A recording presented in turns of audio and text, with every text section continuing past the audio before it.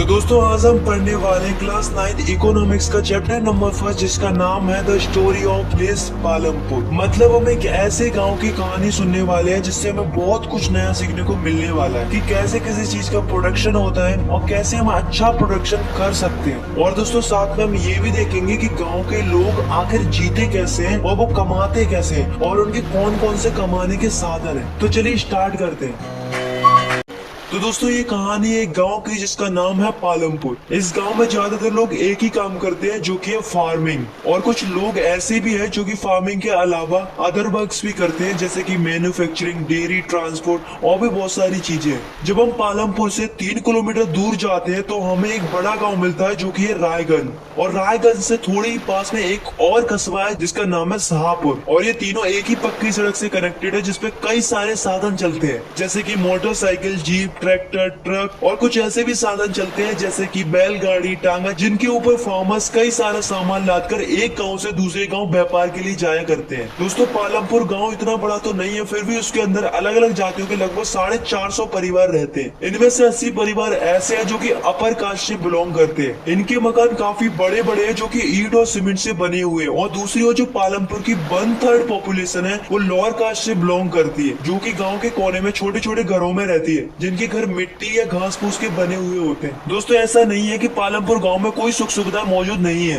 बल्कि कई सारी सुख सुविधाएं मौजूद हैं जैसे कि पालमपुर के अधिकांश घरों में इलेक्ट्रिसिटी है, खेतों में ट्यूबवेल्स लगे हुए हैं और भी कई सारी चीजें जिनमें पालमपुर के लोग इलेक्ट्रिसिटी का इस्तेमाल करते हैं। दोस्तों पालमपुर गाँव में एजुकेशन के लिए 2 प्राइमरी स्कूल और एक हाई स्कूल भी बनवाया गया है। दोस्तों इस गाँव में लोगों के इलाज के लिए एक प्राइमरी हेल्थ सेंटर भी है जो की गवर्नमेंट के द्वारा चलाया जाता है, और साथ में एक प्राइवेट डिस्पेंसरी भी है जहाँ पे लोगों का इलाज किया जाता है। तो दोस्तों हम पालमपुर गांव को फुली डेवलप तो नहीं कह सकते, फिर भी हम इसको फेयरली वेल डेवलप तो कह ही सकते हैं क्योंकि इसमें लगभग सारी सुख सुविधाएं मौजूद है जैसे कि इस गांव में रोड्स हैं, ट्रांसपोर्ट्स हैं, स्कूल्स हैं, हॉस्पिटल्स हैं, इलेक्ट्रिसिटी है और भी कई सारी चीजें। अगर हम अदर प्लेस से कंपेयर करें तो हमें पता चलता है कि लगभग सारी फैसिलिटीज प्लेस पालमपुर के अंदर मौजूद है। सो गाइस हमारे इस चैप्टर का पहला टॉपिक है जिसका नाम है ऑर्गेनाइजेशन ऑफ प्रोडक्शन। तो दोस्तों इस टॉपिक को समझने से पहले हमें ये समझना होगा कि आखिर प्रोडक्शन क्या होता है। तो दोस्तों प्रोडक्शन हम उन चीजों को बनाने के लिए करते हैं जिन चीजों की हमें जरूरत होती है।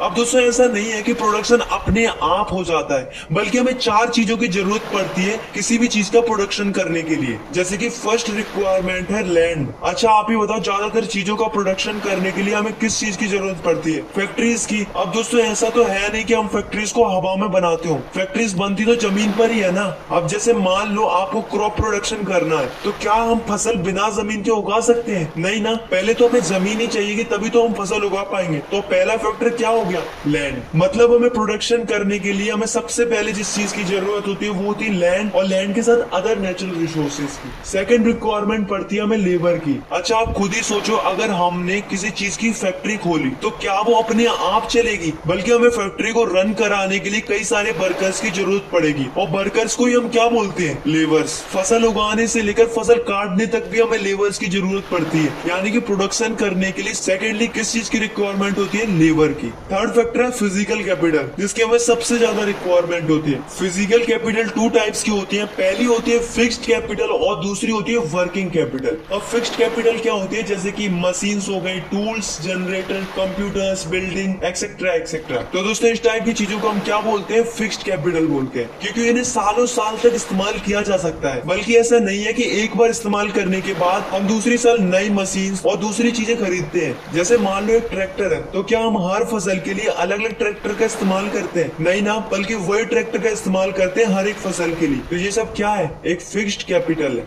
सेकेंड है वर्किंग कैपिटल। तो वर्किंग कैपिटल क्या होती है? जैसे कि रॉ मटेरियल एंड मनी। खेती करने के लिए रॉ मटेरियल क्या होगा? सीड्स, क्योंकि अगर हम बीज ही नहीं डालेंगे खेती में तो खेती कहाँ से होगी? खेती करने के लिए हमें सीड्स की जरूरत तो पड़ेगी ही पड़ेगी, और अगर हमें सीड्स की जरूरत पड़ेगी तो उसे खरीदने के लिए हमें पैसे की भी जरूरत पड़ेगी। तो वर्किंग कैपिटल क्या होती है? Raw material and money. अब जो लास्ट रिक्वायरमेंट होती है, मतलब जो लास्ट फैक्टर बचता है, वो है ह्यूमन कैपिटल। अब दोस्तों ये ह्यूमन कैपिटल क्या होती है? अच्छा आप खुद ही सोचो, अगर किसी को बिजनेस करना है, प्रोडक्शन करना है, तो क्या वो अपने आप हो जाएगा? बल्कि कोई ना कोई तो चाहिए बिजनेस को मैनेज करने के लिए, पैसा इन्वेस्ट करने के लिए, अपनी स्ट्रेटेजी से बिजनेस को इम्प्रूव करने के लिए, और जो प्रॉफिट एंड लॉस है उसकी रिस्क लेने के लिए। अब दोस्तों यहाँ से हमारा जो चैप्टर है वो और भी ज्यादा इंटरेस्टिंग होने वाला है, क्योंकि जो हम आगे पढ़ने वाले हैं उसे आपने कभी ना कभी अपनी रियल लाइफ में एक्सपीरियंस जरूर किया होगा। तो दोस्तों हमारे इस चैप्टर का नेक्स्ट टॉपिक है फार्मिंग इन पालमपुर। 2018 की रिपोर्ट के अनुसार इंडिया के अंदर लगभग 60% लैंड एरिया ऐसे हैं जो कि टोटली एग्रीकल्चर पर ही डिपेंडेंट है। तो आप इससे अंदाजा लगा सकते हो कि इंडिया के अंदर लगभग कितने सारे फार्मर्स हैं जो कि केवल फार्मिंग पर ही डिपेंडेंट है। ऐसे ही दोस्तों एक गांव है जिसका नाम है पालमपुर। अब दोस्तों इस गांव में होता क्या है कि यहाँ पर 75% लोग ऐसे हैं जो कि टोटली फार्मिंग पर ही डिपेंडेंट है। अब दोस्तों पालमपुर में दिक्कत क्या थी कि जो पालमपुर की पॉपुलेशन है वो कंटिन्यूअसली बढ़ती जा रही है। अब इससे क्या लॉस हो रहा है कि जो पालमपुर की कल्टीवेटेड लैंड है वो तो फिक्स्ड है। अगर हम सिंपल शब्दों में कहें तो डिमांड ज्यादा है मगर सप्लाई कम, क्योंकि लैंड तो उतनी ही है मगर कंज्यूम करने वाले लोग ज्यादा है। तो दोस्तों इसके लिए हम क्या कर सकते हैं? तो पहला तरीका है कि हम लैंड को बढ़ा सकते हैं, क्योंकि जितनी ज्यादा जमीन होगी उतनी ज्यादा क्रॉप की प्रोडक्शन होगी। पर इसमें एक प्रॉब्लम थी कि लैंड को केवल एक ही तरीके से बढ़ाया जा सकता है कि जो बंजर जमीन है उसे कल्टीवेटेड लैंड में बदल दिया जाए। बट गाइस जितनी भी लैंड बढ़ सकती थी पालमपुर की वो 1960 में ग्रीन रेवोल्यूशन के दौरान ऑलरेडी बढ़ा दी गई थी। अब पालमपुर की जमीन को बढ़ाने की बिल्कुल भी गुंजाइश नहीं थी। इसलिए जो पालमपुर के लोग हैं वो दूसरे तरीके का इस्तेमाल करते हैं जिससे वो कम जगह में ज्यादा फसल उगाकर ज्यादा प्रोडक्शन कर सके। जैसे कि जो पालमपुर के लोग हैं वो एक ही साल के अंदर कई सारी फसल उगाते हैं, जैसे कि रेनी सीजन में ज्वार बाजरा, अक्टूबर से लेकर दिसंबर तक पोटैटो, और जब विंटर सीजन आता है तो उसमें गेहूं की फसल उगाते हैं। जिससे क्या होता है कि जो पालमपुर के लोग हैं वो एक ही साल में कम जमीन के अंदर ज्यादा प्रोडक्शन कर लेते हैं, जिससे उन्हें ज्यादा आउटकम होता है। तो जब हम एक साल के अंदर कई सारी फसलें उगाते हैं एक ही जगह पर तो उसे हम क्या बोलते हैं? Multiple cropping. और इसे करने में फार्मर्स को कोई भी दिक्कत फेस नहीं करनी पड़ती थी, क्योंकि पालमपुर में इलेक्ट्रिसिटी है। अब इलेक्ट्रिसिटी से क्या प्रॉफिट है कि जो पालमपुर के लोग हैं वो ट्यूबवेल्स का इस्तेमाल करके आसानी से इरिगेशन कर लेते हैं। पहले जब पालमपुर में इलेक्ट्रिसिटी नहीं होती थी तो पालमपुर के लोग कुएं से पानी लाकर फार्मिंग करते थे, जिसमें उन्हें काफी ज्यादा परेशानी होती थी। लेकिन अभी जब से उनके गाँव में इलेक्ट्रिसिटी है तब से फार्मर्स को काफी ज्यादा आसानी होती है फार्मिंग करने में। अब दोस्तों मल्टीपल क्रॉपिंग के अलावा एक और तरीका है जिससे हम प्रोडक्शन को बढ़ा सकते हैं, तो वो तरीका है मॉडर्न फार्मिंग। तो दोस्तों मॉडर्न फार्मिंग क्या होती है? जैसे कि मॉडर्न मशीनरी का इस्तेमाल करके, जैसे कि tractor, thresher, combine, harvester etcetera etcetera, और साथ में HYV सीड्स का इस्तेमाल करना, फर्टिलाइजर्स का इस्तेमाल करना, इसके साथ साथ पेस्टिसाइड्स का भी इस्तेमाल करना। तो ये सब किसके अंदर आता है? मॉडर्न फार्मिंग के अंदर आता है। अब जो आप ये मॉडर्न फार्मिंग पढ़ रहे हो तो उसकी शुरुआत कब से हुई है? तो दोस्तों ये बात है 1960 की, जब ग्रीन रेवोल्यूशन स्टार्ट हुआ था। तो ग्रीन रेवोल्यूशन क्या था कि लोगों को बताया गया था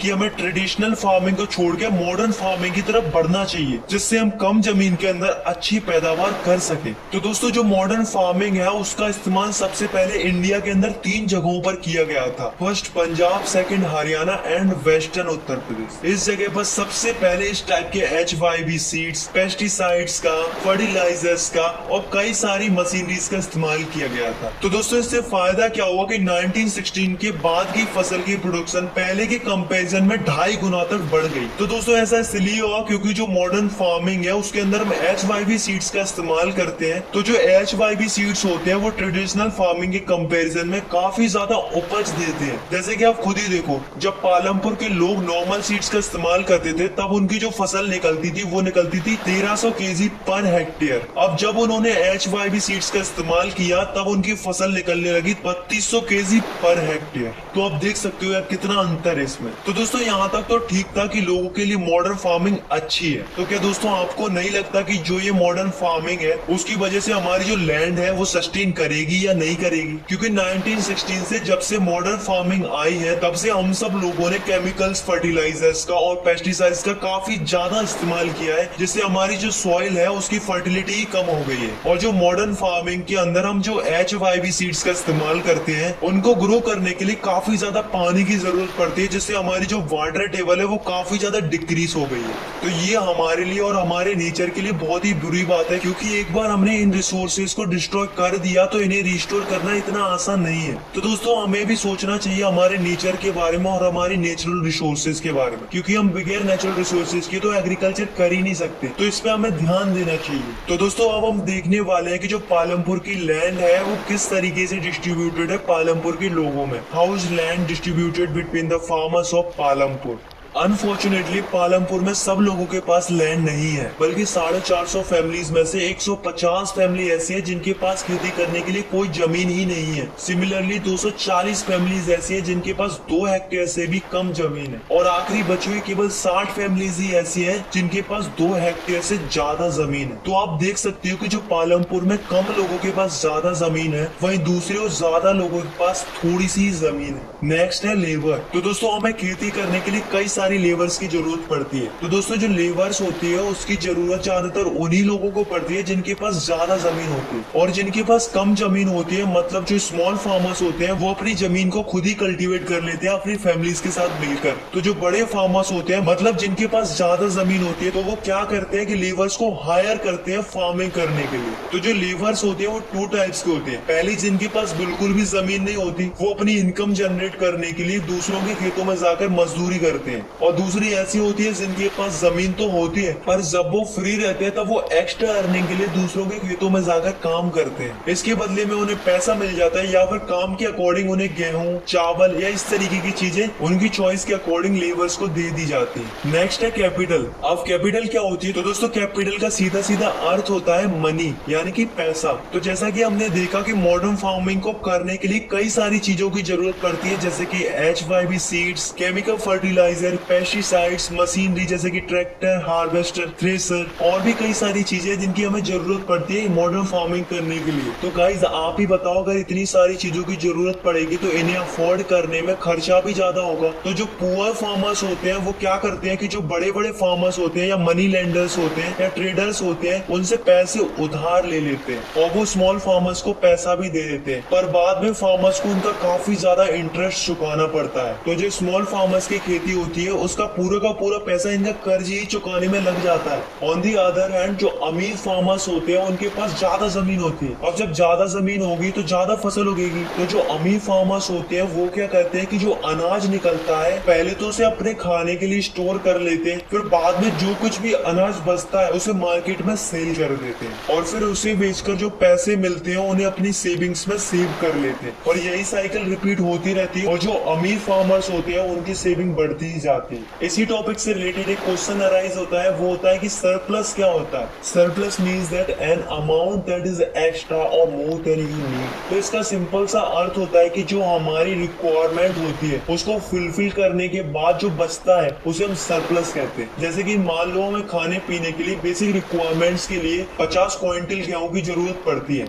और अगर मान लो हमारी फसल निकली है 350 क्विंटल, तो हमें जरूरत कितने की थी? मात्र 50 क्विंटल की। तो जो एक्स्ट्रा बचा हुआ 300 क्विंटल है वो क्या हो जाएगा? सरप्लस हो जाएगा। तो दोस्तों आपने स्टार्टिंग में देखा था कि जो पालमपुर में 75% लोग ऐसे हैं जो कि फार्मिंग पर डिपेंडेंट है, और बचे हुए 25% लोग ऐसे हैं जो कि नॉन फार्मिंग एक्टिविटी करते हैं। मतलब ऐसा नहीं है कि पालमपुर के लोग खेती बाड़ी ही करते हैं, बल्कि कुछ लोग ऐसे भी हैं जो कि नॉन फार्मिंग एक्टिविटीज भी करते हैं, जैसे कि डेयरी।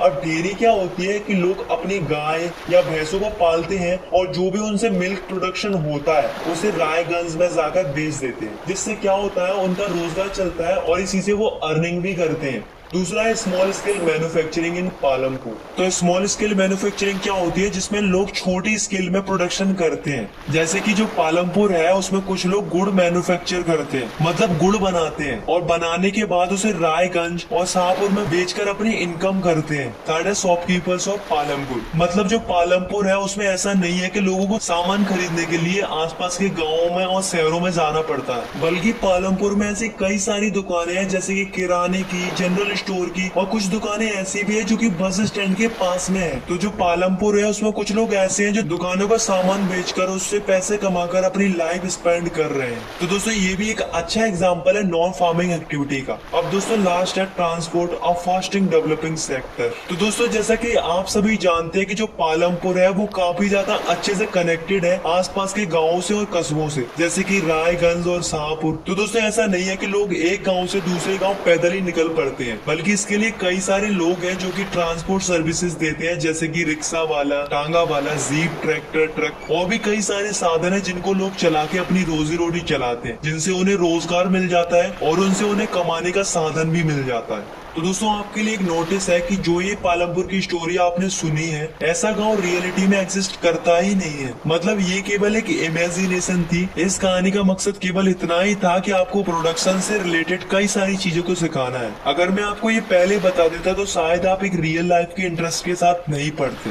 सो आई होप आपको ये चैप्टर समझ में आ गया होगा। अगर आपको लगता है कि इस वीडियो से आपको क्वालिटी मिली है तो यार आप इस वीडियो को लाइक कर सकते हो, चैनल को सब्सक्राइब कर सकते हो, और अगर आपको कुछ भी पूछना